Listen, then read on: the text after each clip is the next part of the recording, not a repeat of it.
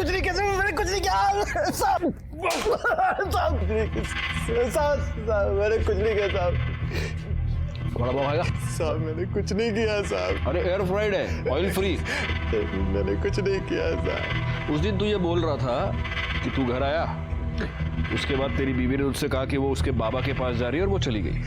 जी sir. लेकिन तूने हमें ये नहीं बताया कि उस रात को तेरी और तेरी बीवी की बहुत बड़ी लड़ाई हुई थी। कोई लड़ाई ना हुई हमारी।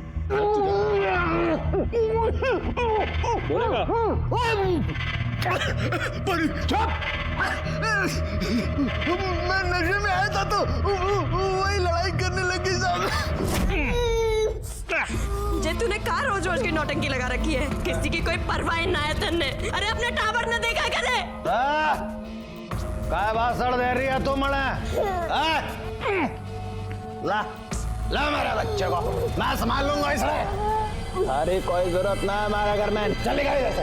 चल अपना बाप के घर जा।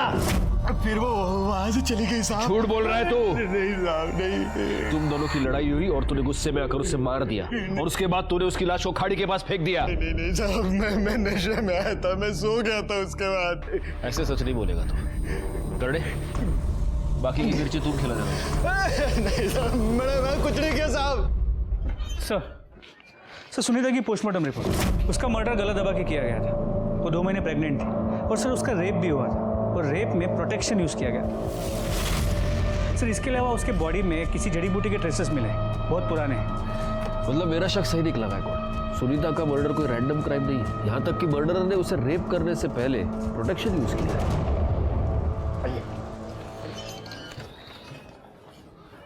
आइए गोपाल जी, बैठिए। आपकी बेटी की शादी 3 महीने पहले हुई केशव से, राइट? लेकिन आपके पड़ोसियों का कहना है कि उससे पहले लगभग 1.25 साल आपकी बेटी आपके साथ नहीं रहती थी। तब वो कहाँ रहती थी? नहीं मतलब हो सकता है कि वहां पर कोई प्रॉब्लम हुई। नहीं साहब, क्या प्रॉब्लम होनी है? अपनी मासी साहब के घर रहती थी वो। मासी का एड्रेस दीजिए।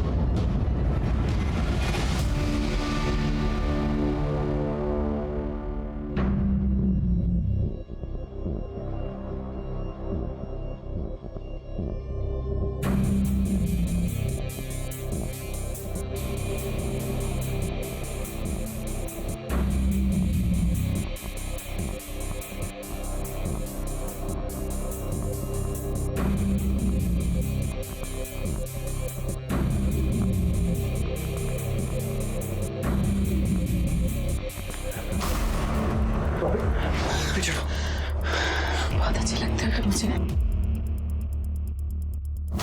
सच में बहुत अच्छे लगते हो तुम मुझे।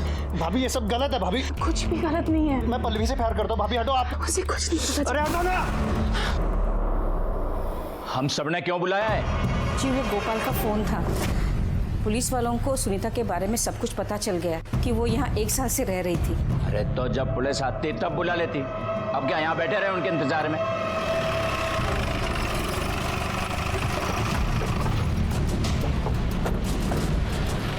राणे, तुम जरा आसपास पूछताछ करो। सर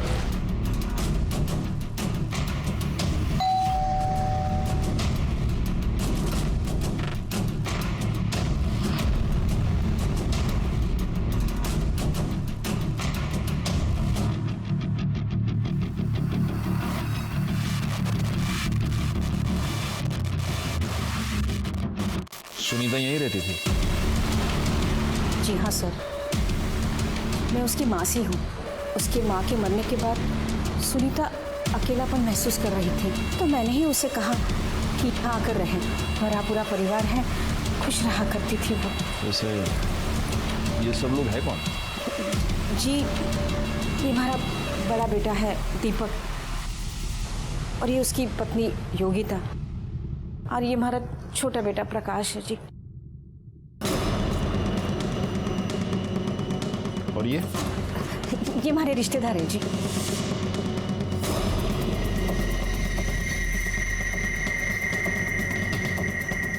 और आप? ये भी हमारे रिश्तेदार हैं। सुनीता की किसी के साथ कोई लड़ाई, कोई झगड़ा घर में या बाहर? नहीं जी साहब, गाय थी वो हमारी। उसका भला किसी के साथ क्या झगड़ा हो सकता है? सुनीता बहुत प्यारी बच्ची थी साहब, उसके बारे में सुना तो बुरा लगा। गायकवाड़, हो ना हो ये लोग जरूर हमसे कुछ छुपा रहे हैं। सर, ये सुनीता के बारे में कुछ बताना चाहते हैं। वो प्रकाश की बीवी है। प्रकाश की बीवी? लेकिन हमें तो ये बताया गया कि ये उसकी मासी का घर है। नहीं साहब, हमें तो हमेशा यही लगा कि वो प्रकाश की बीवी है।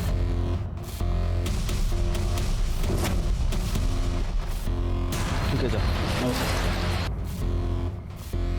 देखा गायकवाड़, ये लोग हमसे 100% कुछ छुपा रहे हैं। एक काम करो, वो एक खुले बाल वाली लड़की थी ना, वो इन सब में बहुत अलग लग रही थी। जरा पता करो वो लड़की कौन है, उसके बारे में जितनी इंफॉर्मेशन मिले निकाल लो। एक और बात, हमें सुनीता के पेट में जड़ी बूटी के ट्रेसेस मिले थे। पता करो यहाँ आसपास कोई जड़ी बूटी वाला, कोई वैद्य हकीम कोई है क्या? सर, जी पुलिस कहाँ से बीच में आ गई? मासा, मैं तो कहती हूँ प्रकाश भाई साहब को निकिता के साथ रख दो कुछ दिन। मेरी बहन है, बच्चा भी जनेगी और इन दोनों की शादी भी हो जाएगी। अरे ऐसे कैसे? प्रकाश के बच्चे की माँ मैं बनने वाली हूँ, तो इस नाते शादी तो मुझसे होनी चाहिए। छोरी तू पागल होगी क्या? थारे को इस घर में खाली इसलिए रखा हुआ है कि थारे भीतर इस वंश का बीज पल रहा है। तो एक बार ये बच्चा हमें दे दे, फिर जहां मर्जी आवे वहां जा। तने जितना पैसा चाहिए होगा हम देंगे। मैं अपना बच्चा किसी को नहीं दूंगी। तुमने कहा था ना तुम मुझसे शादी करोगे, तुम बोल क्यों नहीं रहे हो? कुछ बोलो। मैंने कहा था, पर मैं क्या करूं?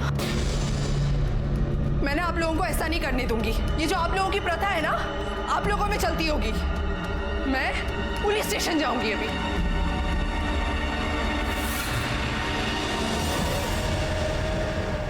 सर, सुनीता के घर में जो घुंघराले बाल वाली लड़की है, उसकी इन्फॉर्मेशन मिल गई है। सर, उसका नाम अंजू है, एक्ट्रेस है, छोटे मोटे रोल करती है, यूपी की रहने वाली है। एक्ट्रेस? तो ऐसी लड़की उस घर में क्या कर रही थी? वो लोग तो कह रहे थे कि उनकी कोई रिश्तेदार है, और मेरे ख्याल से गायकवाड़ वो शायद प्रेग्नेंट भी थी। हा? हेलो, मैं भाईंदर पुलिस स्टेशन से सीनियर इंस्पेक्टर राजेश यादव बोल रहा हूँ। मुझे आपसे कुछ बात करनी है। देखिए इंस्पेक्टर, मैं भी आपसे बात करना चाह रही थी। मैं आपको सब सच सच बताना चाहती हूँ। इन्होंने मेरी जिंदगी बर्बाद कर दी है, और यहाँ तक कि प्रथा के चक्कर में ना इन्होंने सुनीता की जिंदगी भी बर्बाद कर दी है। कौन सी प्रथा? देखिए इंस्पेक्टर, मैं ना आपको मिलके सब बता देती हूँ। अब मैं आपको कुछ नहीं बता सकती। शाम को मैं मिलती हूँ आपको। ओके।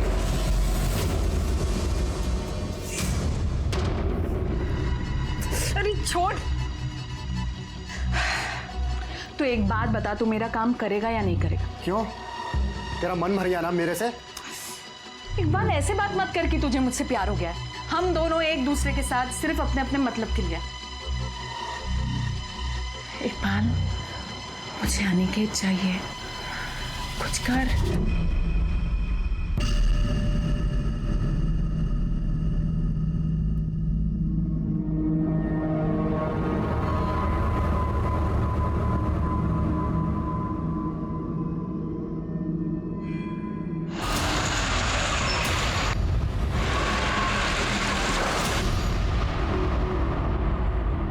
सर, अंजू का फोन बंद आ रहा है। उसने कहा था वो हमसे मिलने आएगी, और वो आई क्यों नहीं? सर, हो सकता है उसने अपना मन बदल लिया। मैं एक बार फिर से ट्राई करके देख। नहीं, रहने दो गायकवाड़। वैसे भी बहुत रात हो गई है, अब उससे बोलना तो नहीं सकते। कल देखते हैं।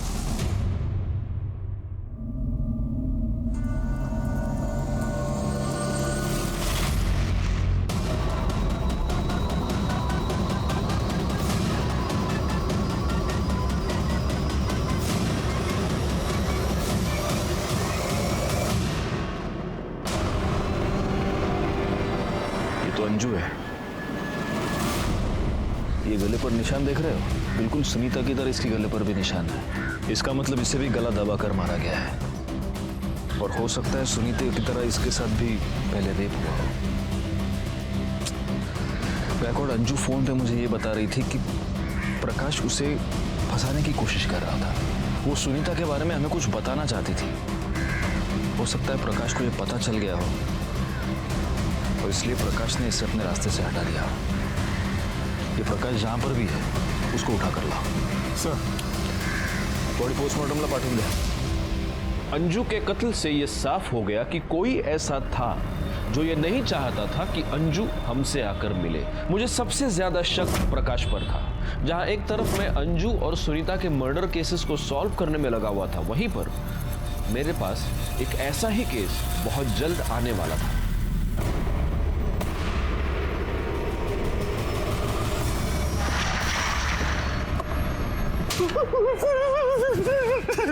सर मुझे कुछ नहीं पता सर. अंजू की हमसे बात हुई थी, तब उसने हमें यह बताया कि तुमने उसे फंसाया. सर मुझे कुछ नहीं पता वैसा क्यों बोल रही थी. वो तुम्हारे बच्चे की मां बनने वाली थी. नहीं सर. तो फिर वो तुम्हारे घर में क्यों रह रही थी? मासा की बचपन की सहेली की बेटी थी सर, इसलिए वो हमारे घर पे रह रही थी. अंजू ने हमें किसी प्रथा के बारे में. हमारे देश की आधुनिक महिलाएं या लड़कियां अपने हक की, अपने अधिकार की बात करती हैं तो उन पर उंगलियां उठाई जाती है.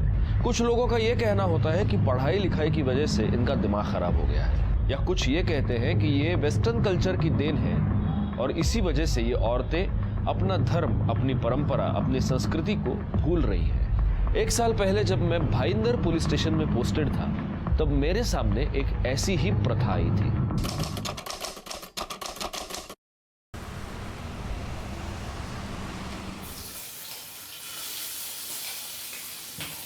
मासा, मन ने तो लागे इस बार सुनीता का पैर पक्का भारी है. मन ने भी यही लक्षण लागे हैं. 1 साल हो गया, बस अब भगवान हमारी सुन ले. हाँ, ले दूध पी ले. हाँ बहू, पी ले. अपना ख्याल रख. एक बार तुम्हारी प्रकाश का बच्चा दे दे, फिर देखना मैं थारी और प्रकाश की शादी कितनी धूमधाम से करती हूँ. पर मासा, मैंने तो उन्हें पहले ही अपना पति मान लिया है. अरे पति मानने से क्या होगा? अपनी तो प्रथा है, पहले बच्चा फिर शादी.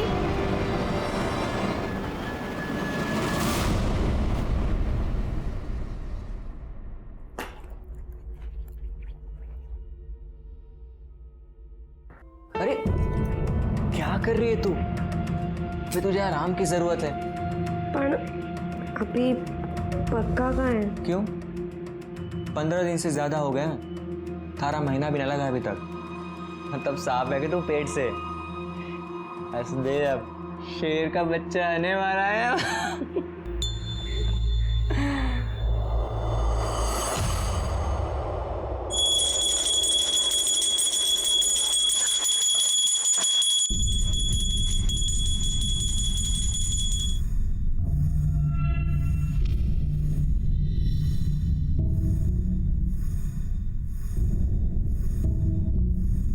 भाभी, अनिकेत.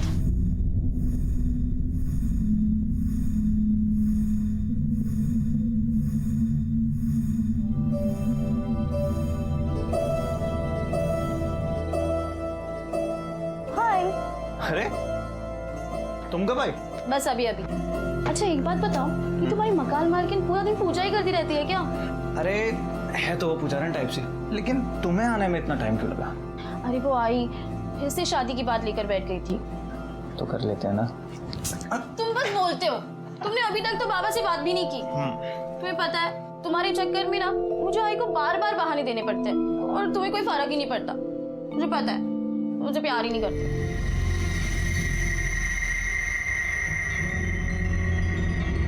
प्यार नहीं करता?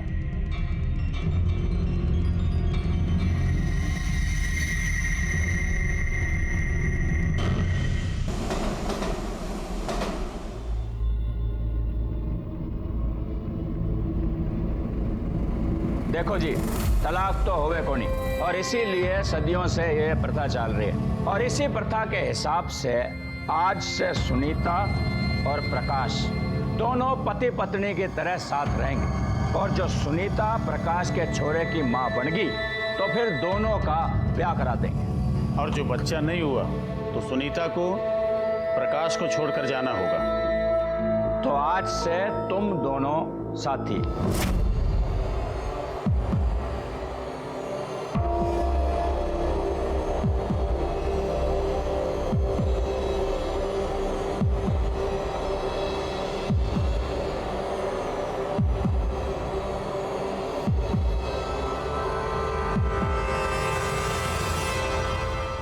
क्या ये? अरे ये क्या है? तेरा महीना चालू है ना? हाँ? अरे चालू है ना? मतलब तू इतने दिनों से एक घर में सबको उल्लू बना रही थी? सबको यहाँ लग रहा है कि तू पेट से। अभी शुरू हुआ है। अच्छा, अरे एक नंबर की झूठी है तू, झूठी। मासा, मासा। क्या हुआ प्रकाश? अरे ये पेट वेट से ना है। क्या? बस अब बहुत हो चुका। तू तो बच्चा जन्ने से रह गई। अरे बंजर है तो बंजर। कि अब मैं मधु दिशा को फोन करती हूँ और कहती हूँ कि पंचों को यहाँ बुलाए। अब जो भी फैसला होगा ना, पंच ही करेंगे, समझे तू?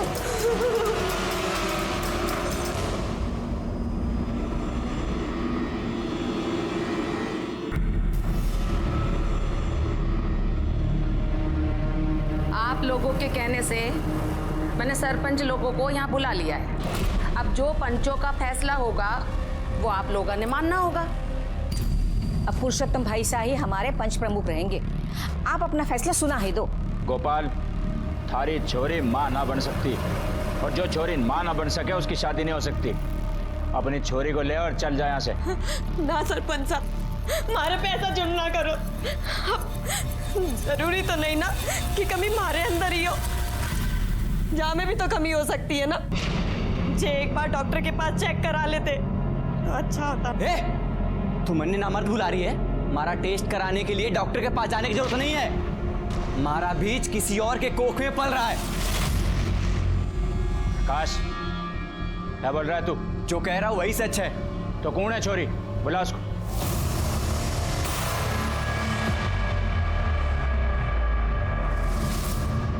मैं प्रकाश के बच्चे की माँ बनने वाली हूँ। ये मेरी रिपोर्ट से आप देख सकते हैं। अरे हम कोई रिपोर्ट ना देखते।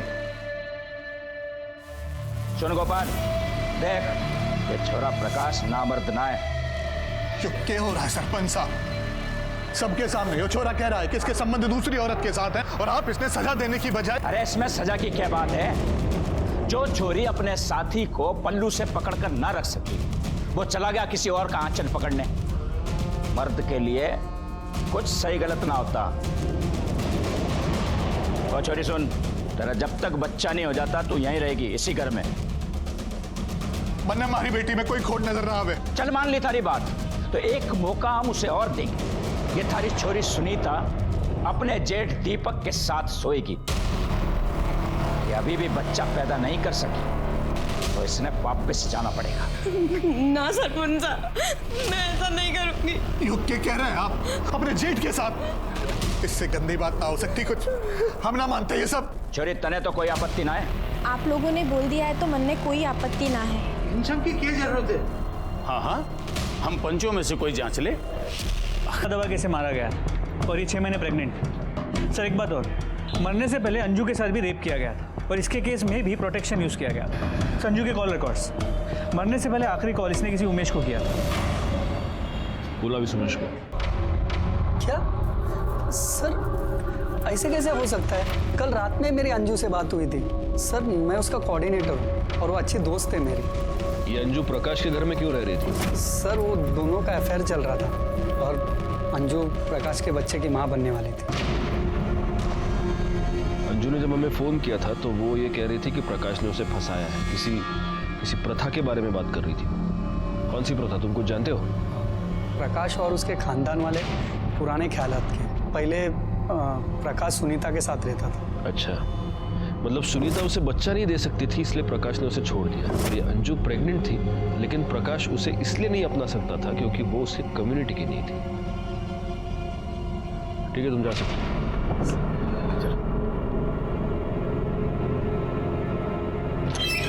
सर, गोपाल के अकाउंट में 30 लाख रुपए जमा हुए। 30 लाख? इतनी बड़ी रकम? बुलाओ उसे।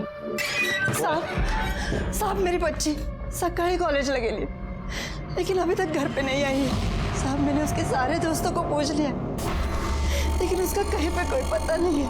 आपके पास उसकी कोई फोटो है?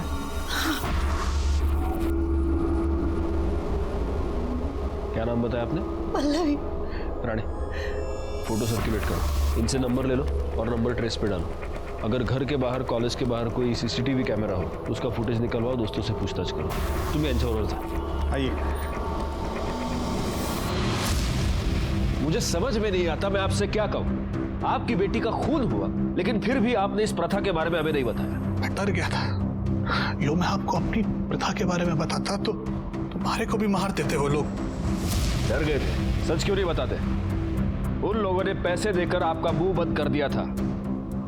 आपके बैंक अकाउंट में 30 लाख रुपए कहां से आ गए? हमारे ही पैसे थे साहब, जो मैंने प्रकाश को दिए थे। मैं माँ बनने वाली हूँ, वो भी केशव के बच्चे की। आप लोगों ने परंपरा के नाम पर क्या क्या नहीं किया मेरे साथ, यहाँ तक कि हमारा बलात्कार भी करवाया। अब तो आप लोगों को यकीन हो गया ना, बंजर नहीं हूँ मैं। हमारे को हमारे हरजाने के 30 लाख रुपए वापस चाहिए। एक बार फैसला हो चुका है, तन्ने 1 रुपया भी ना मिलेगा। थूकती हूँ मैं आपके इस फैसले पर।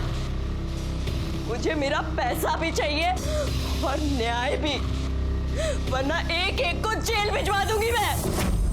सुनीता के मरने के बाद हमारे ऊपर दबाव बनाया उन लोगों ने। हमारे से कहा कि अगर मैंने पुलिस के सामने अपना मुंह खोला तो हमारे साथ बिरादरी का कोई आदमी व्यापार धंधा नहीं करेगा, और मुंह बंद रखने के लिए हमारे पैसे भी वापस कर दिए। आपकी बेटी का खून हुआ और आप प्रथा और पंचों के नाम पर चुप रहे। आपको नहीं लगा कि आपकी बेटी को न्याय दिलवाना चाहिए? सर, अंजू के पेट में जो फीटस था उसका डीएनए रिपोर्ट बच्चा प्रकाश का ही। अरे मुझे क्यों मार रहे सर? क्योंकि डीएनए रिपोर्ट से साबित हो गया है कि अंजू तेरे ही बच्चे की मां बनने वाली थी। बोल! तो तूने अंजू को इसलिए मारा क्योंकि वो तेरे बच्चे की मां बनने वाली थी। तूने सुनीता को इसलिए मारा क्योंकि तू उसके पैसे वापस नहीं करना चाहता था, है ना? नहीं, मैंने किसी को नहीं मारा सर। मैं तो अंजू से शादी करना चाहता था, लेकिन मैं पंचों के खिलाफ नहीं जा सकता था सर। आप लोग पंच हैं और पंच को परमेश्वर कहा जाता है, लेकिन आप सब ने मिलकर सुनीता पर इतने बड़े अत्याचार किए। हमने तो फैसला सुना दिया था कि अलग हो जा, यही प्रथा है। और बलात्कार आपके कहने पर, चुप! आपके कहने पर इस दीपक ने सुनीता के साथ बलात्कार किया। वो छोरी आखिर तक यही कहती रही कि उसके भीतर कोई दोष ना है। तो आप उसकी टेस्ट करवा सकते थे डॉक्टर के पास ले जाकर। हम डॉक्टर वाक्टर को नहीं मानते, लेकिन आप ये तो मानते हैं कि इसने सुनीता के साथ बलात्कार किया। प्रथा बचाने के लिए हमें जो कुछ करना पड़ेगा हम करेंगे, यही हमारी परंपरा है। साहब रेप करे? नहीं साहब, नहीं मैं बताता हूँ साहब। मैं मानता हूँ मैंने सुनीता के साथ गंदा काम किया, लेकिन मैं अगर वो नहीं करता ना साहब तो पंच मुझे भी सजा सुना देते। ये सब सबकी रजामंदी से हुआ था साहब। शारीरिक संबंध में रजामंदी औरत की होनी चाहिए। ये सब के सब गुनहगार हैं, लेकिन दीपक के खिलाफ हम कुछ भी साबित नहीं कर पाएंगे। अभी वो मान तो रहा है कि रेप उसने किया था, लेकिन कोर्ट में मुकर जाएगा।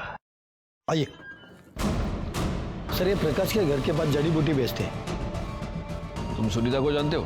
हाँ, उन्हीं के लिए जड़ी बूटी लेके जाती थी। कौन सी जड़ी बूटी?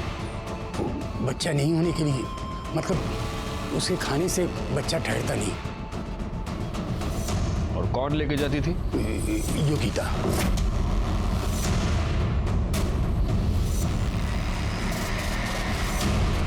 तो तुमने सुनीता को वो जड़ी बूटी खिलाई ताकि उसका बच्चा न ठहरे। हमारे से गलती हो गई साहब। मैं ना चाहती थी कि वो माँ बने, इसलिए मैं 1 साल तक उसे दूध में जड़ी बूटी मिलाकर देती थी। मैं मानूं साहब, मेरे पति ने उसके साथ गलत काम किया, उसके बाद भी मैं उसके घर जाती थी। ले, तू ये लड्डू खा, इसमें खास जड़ी बूटी है। ले, इससे तुझे ताकत भी आएगी और तेरा बच्चा भी ठहर जाएगा। एक बार बस तू माँ बन जा, फिर प्रकाश से शादी तेरी मैं करा के दूंगी। खा खा खा। क्यों किया तुमने ऐसा? साहब, मैं चाहती थी कि हमारी बहन की शादी प्रकाश से हो जाए। और अंजू? अंजू को भी तुम लोगों ने मिलकर मारा क्योंकि तुम लोग ये जानते थे कि वो प्रकाश के बच्चे की माँ बनने वाली है और वो हमसे मिलने वाली है। नाना साहब, मैं मानती हूँ कि मैंने गलत काम किया, लेकिन मैं सच बोल रही हूँ साहब, मैंने किसी की जान ना ली साहब। पाटिल मैडम, इनसे जरा अपने तरीके से पूछताछ कीजिए और तब तक कीजिए जब तक ये सच ना बोले।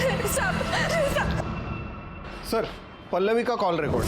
पल्लवी का मोबाइल उसके घर के आगे ही बंद हो गया था। लास्ट कॉल उसने किसी अनिकेत को किया था जो अंधेरे में रहता है। इस अनिकेत के साथ उसकी हमेशा बातें हुआ करती थी।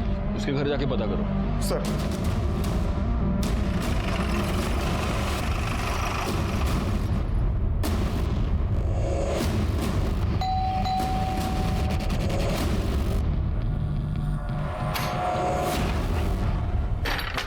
Yes sir. अनिकेत? हाँ सर, यहीं पे रहता है, ऊपर। बुलाओ उसको।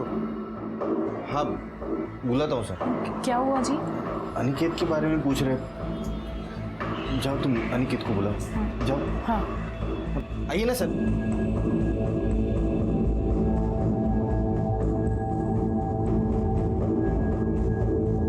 क्या हुआ सर? पल्लवी को जानते हो? हाँ सर, मेरी दोस्त है। सिर्फ दोस्त? गर्लफ्रेंड है सर। तुम्हारी गर्लफ्रेंड अपने घर से गायब है। क्या पल्लवी गायब है? कॉलेज के लिए निकली थी, अपने घर पे वापस नहीं आई। मैं खुद उसका फोन कब से ट्राई कर रहा हूँ। कहीं तुमने तो उसे छुपा कर नहीं रखा? सर मैं ऐसा क्यों करूंगा सर, मैं तो उससे प्यार करता हूँ। आप चाहे तो देख लीजिए, मैं यहाँ पर किराए पर रहता हूँ और ये मेरे मकान मालिक है। करडे सर्च करा सगळीकडे। सर। अरे आप रुकिए, आप अंदर नहीं जा सकती, वो मेरा पूजा घर है। देखिए, हमें सिर्फ पल्लवी को ढूंढना है। लेकिन मेरे पूजा घर में कोई कदम नहीं रखेगा, और जो अंदर जाना है तो आप कोर्ट से ऑर्डर लेकर आइए बस। देखिए सर प्लीज सर, आप पूजा घर छोड़ के बाकी सब जगह पे देख लो ना सर। क्या है ना सर, मेरी बीबी किसी को भी अंदर जाने नहीं देती है। ठीक है बाबा, चेक करो। सर वो यहाँ नहीं है, मैं उससे बहुत प्यार करता हूँ और वैसे भी मैं उसके लिए बहुत परेशान हूँ। ठीक है, तुम्हें हमारे साथ इंक्वायरी के लिए चलना पड़ेगा। ठीक है सर।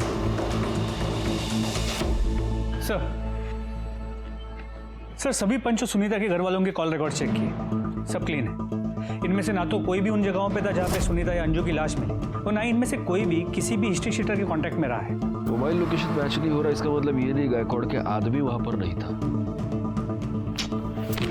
वैसे देखा जाए तो ये सुनीता बहुत ही साधारण किस्म की महिला थी। उसके लाइफ में कौन कौन हो सकता है? उसका पति जो उसको मारता पीटता था, फिर ये प्रकाश, ये पंच, इनके अलावा और कौन हो सकता है? सर, हमने पल्लवी के बॉयफ्रेंड अनिकेत के घर पे तलाशी ली, पल्लवी वहां पे भी नहीं मिली। जरा पल्लवी की फाइल दे।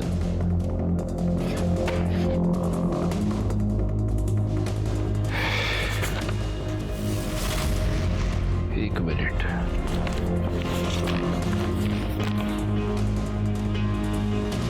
रानी, ये पल्लवी के बॉयफ्रेंड का नाम अनिकेत मंदर है? जी सर। दरअसल जॉब के कारण मैं अंधेरी में रहता हूँ और बाकी पूरी फैमिली भाईंदर में। बाबा साहब ही कोटा गए हुए हैं और मासा से इसके बारे में कुछ भी बात नहीं हुई अभी। तुम्हारी कम्युनिटी में बाहर की कम्युनिटी की लड़की से शादी करना मना है, और पल्लवी तो तुम्हारी कम्युनिटी की है नहीं। हाँ सर, लेकिन मैंने बाबा सर से कहा था इस बारे में बात करने के लिए सर। ठीक है, जाओ तुम। ठीक है सर। इसकी पूरी फैमिली के कॉल डिटेल्स, मोबाइल लोकेशन सब कुछ निकालो और पता करो वाकई में इसके बाबा कोटा में है या नहीं। सर ये देखिए, अनिकेत के घर वालों के मोबाइल लोकेशन रिकॉर्ड से क्या मिला है? व्हाट? ये कैसे हो सकता है? इस मोबाइल की लोकेशन सुनीता और अंजू के मर्डर स्पॉट पर भी थी, और जहां से पल्लवी गायब हुई वहां पर भी। Oh my God. गायकवाड़, जल्दी चलो। करडे, पाटिल मैडम ला घेऊन या लवकर।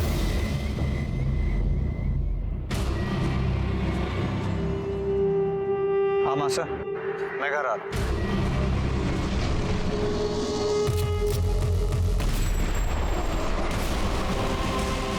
पल्लवी कहाँ है? कौन पल्लवी? सुनीता और अंजू को तुमने ही मारा ना? मैंने किसी को नहीं मारा। गायकवाड़, पूरे घर की तलाशी लो, पल्लवी को ढूंढो। चलो। तलाशी कैसे ले सकते हैं सर? अरे हमारे घर में क्या है भाई? मैं कह रही हूँ ना, कोई भी ना आए।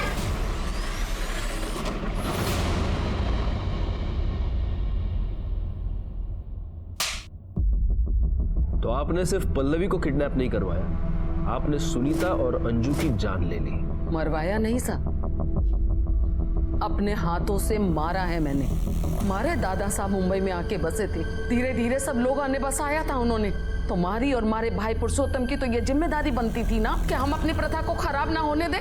मैं किसी भी हाल में अपनी रीत बंद और प्रथा को खराब नहीं होने दे सकती थी साहब। इसीलिए मैंने उन दोनों सुनीता और अंजू को मारा। और जब मैं उन दोनों को सजा दे सकती थी तो उस छोरी पल्लवी को कैसे छोड़ देती? उसने तो हमारा बेटा बहकाया था साहब, उसे तो सजा मिलनी ही चाहिए थी। आपकी इस बेतुकी प्रथा की वजह से आपने 3 लड़कियों की जिंदगी बर्बाद कर दी और 2 की जान ले ली। शर्म आनी चाहिए आपको। आज तक मैंने यह सुना था कि औरत औरत की दुश्मन होती है, आज मैंने देख लिया। मधु और अनिल को उनके किए की सजा मिली। प्रथा की आड़ में दोनों ने बहुत ही संगीन अपराध किया था। दीपक ने सुनीता का रेप किया था, लेकिन ये बात हम साबित नहीं कर पाए। कोर्ट में किसी ने भी मुंह नहीं खोला। इतना सब कुछ हुआ, मेरे मन में बस एक सवाल है, क्या किसी को भी इस बात की दस्तक नहीं मिली थी कि ये बेतुकी प्रथा आगे जाकर इतना बड़ा आपराधिक रूप ले लेगी? पंचों ने सुनीता का रेप उसके जेठ से करवाया, लेकिन उसके खिलाफ किसी ने भी आवाज नहीं उठाई, यहाँ तक कि उसके पिता गोपाल ने भी नहीं, सुनीता के मर जाने के बाद भी नहीं। हमारे देश में ऐसी कई प्रथाएं हैं। इन प्रथाओं के नाम पर बड़े लोग छोटे लोगों का शोषण करते हैं, क्योंकि वो ये जानते हैं कि अगर वो इन प्रथाओं का ढोंग नहीं रचेंगे तो समाज में उनका स्थान खतरे में आ जाएगा। इसीलिए ऐसी प्रथाओं का बंद हो जाना ही हमारे लिए सही है। इसी के साथ मैं सीनियर इंस्पेक्टर राजेश जाधव आपसे विदा लेता हूं। दोबारा मिलूंगा, तब तक सतर्क रहिए और देखते रहिए क्राइम पेट्रोल दस्तक, क्योंकि मकसद बताना नहीं, बचाना है।